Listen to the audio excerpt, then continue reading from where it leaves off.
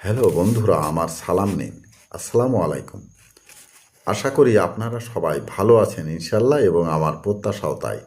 সেই সাথে আমার প্রীতি ও শুভেচ্ছা নিন। আজ এ পর্যায়ে যে বিষয়ে কথা বলবো তা হচ্ছে পৃথিবীতে সম্পদশালী হওয়া ভাগ্যের ব্যাপার। এই সম্পদ রক্ষা করাও এক কঠিন দায়িত্ব।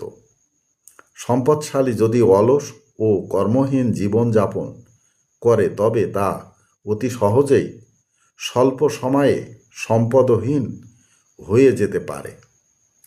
তাই সম্পদশালীর কর্মহীনতা ভাগ্যে মারাত্মক পরিণতি ডেকে আনতে পারে।